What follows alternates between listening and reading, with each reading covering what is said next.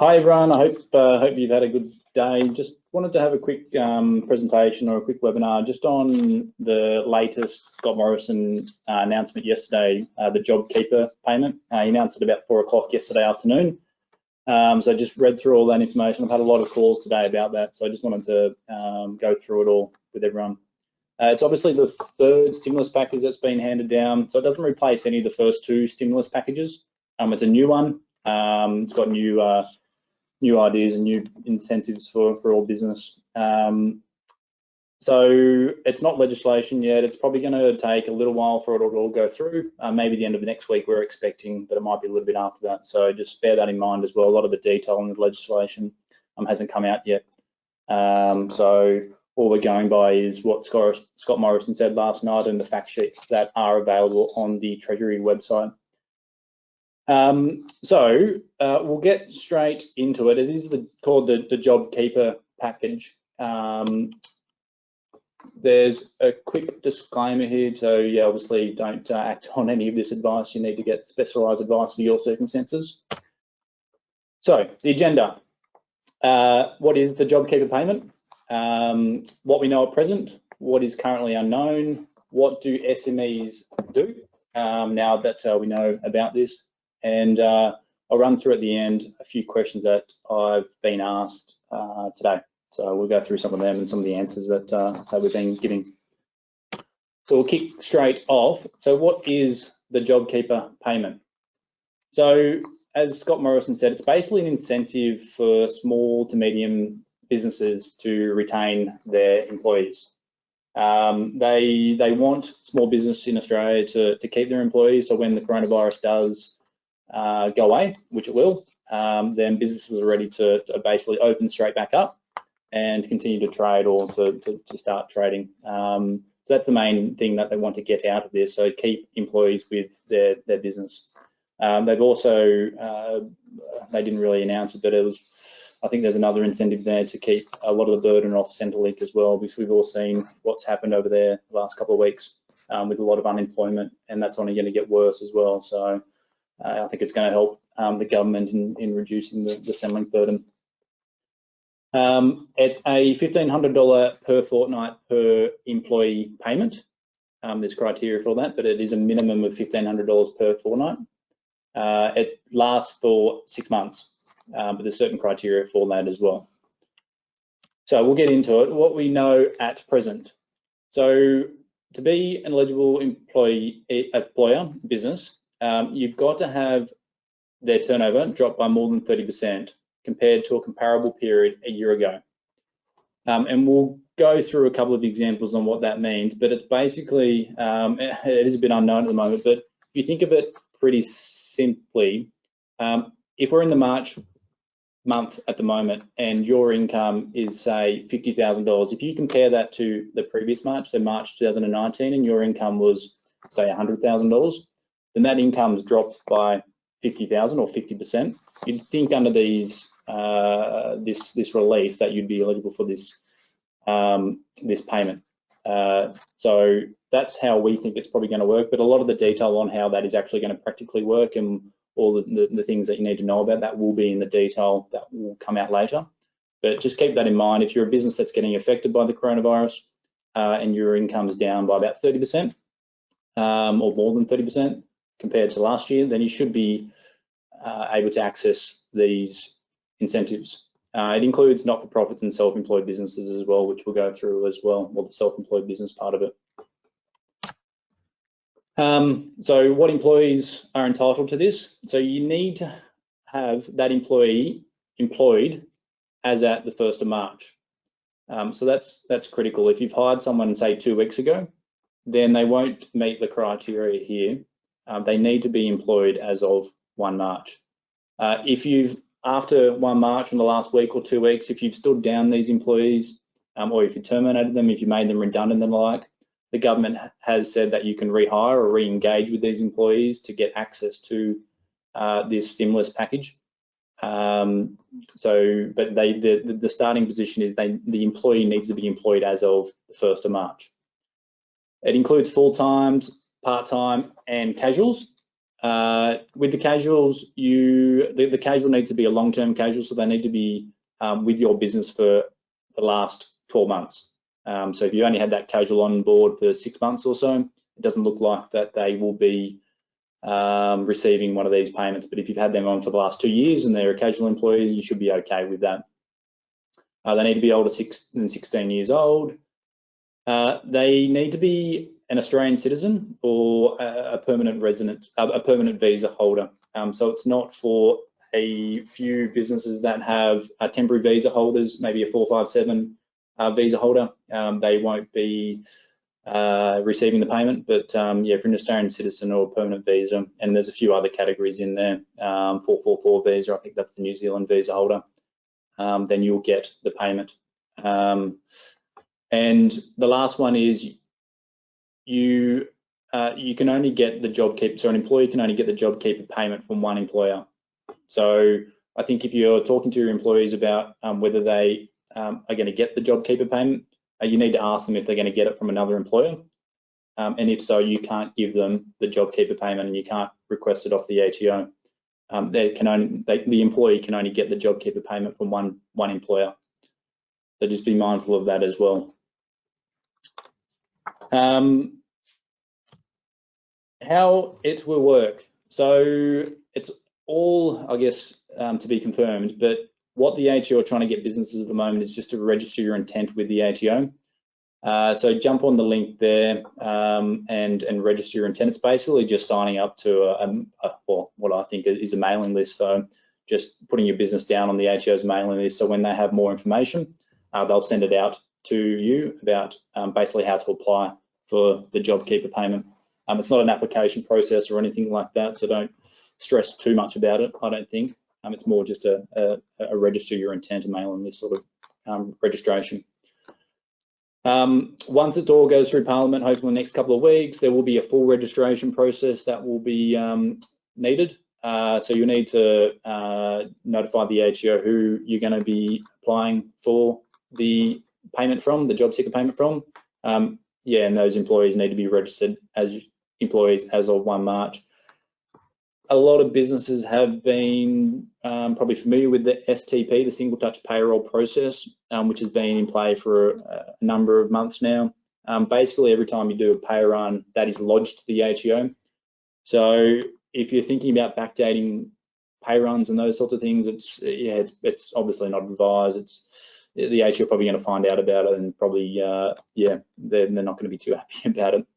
So under that single touch payroll, just be mindful of that. They do have all the data out there, and when you do your pay runs each week or fortnight or month, you are lodging it to the ATO. So if you're backdating pay runs, don't do it. And through the single touch payroll process, that will also auto-fill some of the registration process, I believe. So that should help with the paperwork. As I understand it, you'll continue to pay your employee as per normal. So if you pay them weekly or fortnightly or monthly, it sounds like you're probably going to have to keep paying them as per normal. And each employee will receive at least $1,500 per fortnight. We'll go through an example of what the government has given us on that, but that's the minimum amount an employee will receive under this payment, regardless of how many hours they're working or if they are working for you. That's the minimum amount. You've got to tell your employee that you're receiving the JobKeeper payment, and it sounds like you're going to have to report to the ATO on a monthly basis a lot of this detail. So we're thinking that you're probably going to have to report to the ATO on your turnover for the month to see whether you're entitled to the payment, and comparing that to previous years. So that's probably going to be a monthly reporting requirement, and you will need to obviously report to the ATO what employees are engaged with your business, employed with your business, to see which how much the ATO is going to rebate to the business. So that's going to be a monthly reporting process, which will come out shortly as well.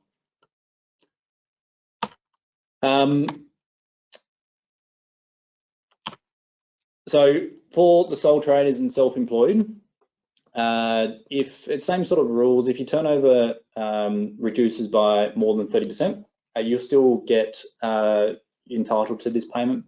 You will nominate, so if it's a sole trader, maybe a contractor who's working, I don't know, it might be an electrician contracting to another business. He might earn $100,000 a year and his income is decreased now. It might be only $50,000 a year. He himself, as the sole trader, will register with the ATO.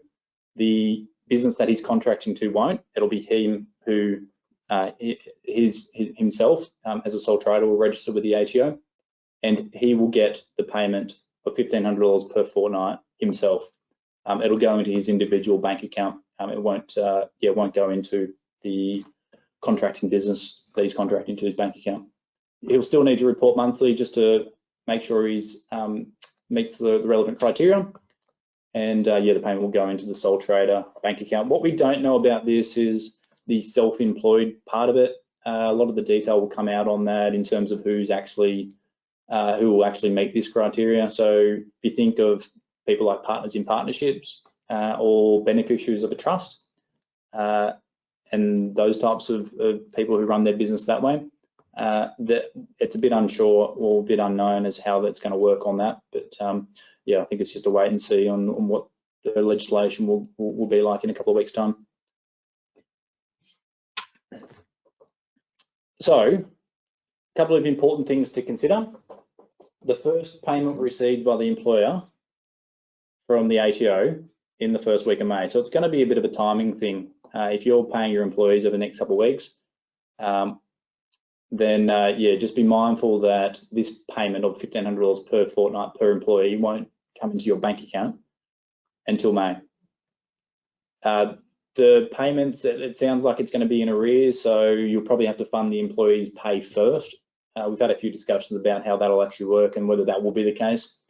I think that will be like that, but I guess we'll just need to see what the legislation says in a couple of weeks' time to see how that will actually work if you have to pay the employee first, or whether you can wait until the ATO pays you and then you can pay the employee. SGC, so super guarantee, is optional on the subsidised amount. We'll go through that in this example as well. And the JobKeeper payment will reduce employees' entitlements to the job seeker payment. So the job seeker payment is that Centrelink payment that you get from Centrelink of $1,100 a fortnight if you're entitled to it. So you can't double dip. If you get the JobKeeper payment, you'll need to report that payment to Centrelink, or the employee will need to report that payment to Centrelink, which will decrease their entitlement to the job seeker payment, probably to nil. So just bear that in mind. Employees can't double dip on this. We'll jump into a quick example on the fact sheet that the government has given us. So this is just on the treasury.gov.au website. It says basically just outlines pretty much everything I'm going through today in a little bit more detail, and it has a couple of examples that are pretty good to run through. So in this one, it's Adam, who's a real estate business with 2 employees. The business is still operating, but Adam expects the turnover will decline by more than 30% in the coming months. The employees are Anne. She's a permanent full-time employee on a salary of $3,000 per fortnight before tax, who continues working for the business. And then there's Nick, who's a permanent part-time employee on a salary of $1,000 per fortnight before tax, and he also continues to work for the business. So Adam meets all the relevant criteria, so he'll get the JobKeeper payment for both employees. So if we'll have a look at the examples of how that'll work. With Anne, her full-time salary is $3,000 per fortnight. Adam will receive $1,500 per fortnight from the ATO under this JobKeeper payment, and that'll subsidise the cost of Anne's salary. So Anne will still get $3,000 per fortnight. Adam will get $1,500 per fortnight, so he'll be only out of pocket for $1,500 per fortnight. Adam will also have to pay his normal SGC super on Anne's $3,000 per fortnight amount. So nothing changes for Anne. It's basically just Adam getting $1,500 per fortnight to help subsidise her wages. Under the second example, under Nick, so he is only getting paid $1,000 per fortnight before any tax. Because the minimum amount that an employee receives under the JobKeeper package is $1,500, Adam will increase Nick's pay to $1,500. So he'll get his $1,000 that he's working for. He'll also get an additional $500 per fortnight. So he'll get $1,500 per fortnight before tax. Adam will get $1,500 per fortnight under the JobKeeper payment, which will, like Anne, subsidise the cost of Nick's salary.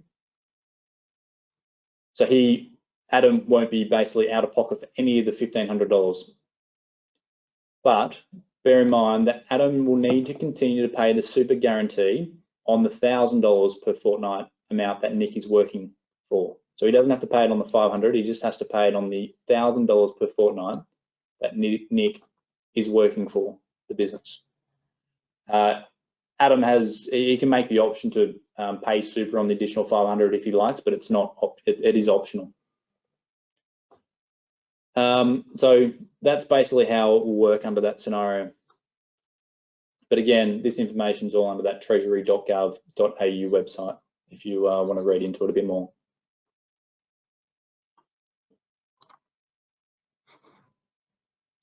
So we'll jump back into here. So what's unknown? A few things, a lot, but I guess there's probably a lot of uncertainty on how the turnover reduction calculation of 30% will actually work. Do you simply compare March to March the previous year, and if your turnover is less than 30%, do you meet the criteria? Can you use the last quarter, so January, February, March, and compare it to the previous quarter, January, February, March 2019, if the reduction in income is more, or turnover is more than 30%, do you meet the criteria? Can you use a financial year? Can you project a reduction in turnover? So if Adam, the real estate agent, is projecting his April income to be reduced by more than 30%, can he apply for it and get it for April? Another couple of things, depending on if your business reports income on an accruals or cash basis, how that works. So there's a lot of different unknowns in how that turnover reduction calculation will actually work. Also, in an example, maybe in March, the turnover reduces by 30% and they meet the criteria. And then in April, he has a really good month, or the business has a really good month and the income picks up. But then in May, it reduces. Do you have to self-assess, or do you have to assess each month on how that actually works and if you're entitled to it every month?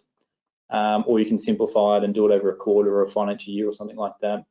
But the increase and decrease of turnover is going to be a little bit difficult to calculate, and we'll just have to see how that all will unfold. For new businesses that don't have prior year turnover to go by, how does it work for them?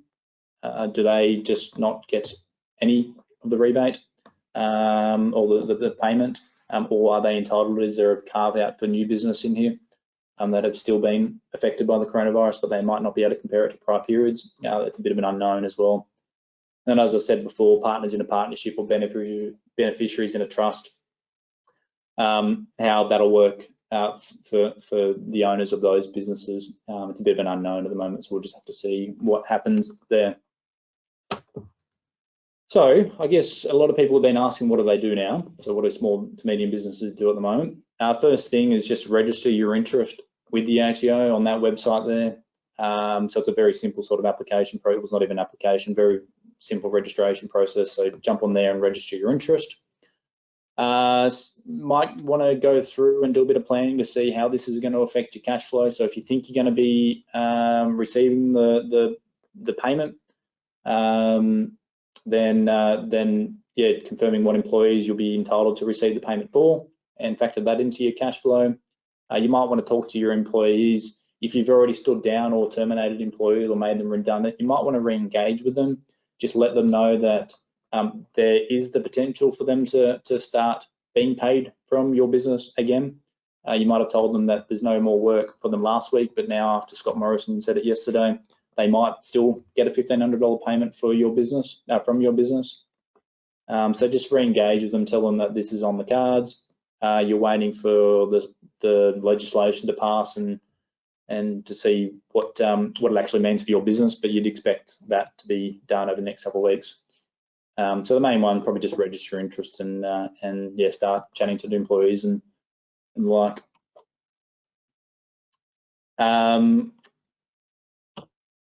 So some of the questions that we've been asked to date. So will I need to pay this back to the ATO? No, you won't. They're basically giving you the money, so you don't need to pay back. It's not a loan or anything like that. A bit like the PLYG rebate, the cash flow boost package that the government released last week. It's a payment to your business. You don't have to pay it back. Do I have to pay tax on this amount? Yes, you do, but usually if you get the $1,500 in your account, that is income for your business, but then usually you'd be paying the employees $1,500, so it kind of cancels it out, so you won't have any tax to pay on that, but it is income. Will employees pay tax on it? They will. It's basically for them, it's basically just normal employment income, normal salary and wages, so depending on their income, they will pay tax on their wage. If I receive the JobKeeper payment, will I still receive the cash flow boost? So the cash flow boost is the rebate of the PLYG tax, the tax withheld on employees' wages. So yeah, if you receive the JobKeeper payment, you also receive the cash flow boost. So you'll be entitled to both if you meet the certain criteria. A couple others that I've recently received, are contractors entitled to the payment? So it depends on how you look at the contractor themselves. So as a small business, if you pay a contractor, the small business won't receive the rebate. The small business won't receive the JobKeeper, got to get the terminology on. The small business won't receive the JobKeeper payment to pay the contractor. The contractor themselves, if they meet certain criteria where their turnover reduces by more than 30%, then they themselves will be able to register with the ATO to receive the $1,500 per fortnight. So yes, they are entitled, but not from the business who's paying them, more from their own personal circumstances. And are employees entitled to it if they're on certain temporary visas, maybe like a 457 visa? So unfortunately not. They won't get, it sounds like they won't get any Centrelink payment, they won't get the job seeker payment, and they won't be entitled to any of the JobKeeper payments either. You need to be either an Australian citizen or a permanent visa holder. So temporary visa holders won't be entitled to this payment either.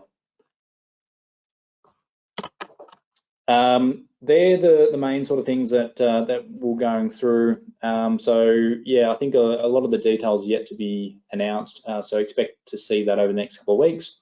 But just to let everyone know that if you are still employing staff and still paying staff and your income is reduced because of the coronavirus, or if you have stood down employees and you want to re-engage with them, then you'll be able to potentially do that in a couple of weeks' time by way of this JobKeeper payment. So just keep your eyes on this, and yeah, we'll send some more information out very shortly once we hear more from the ATO and the government on this. So thank you.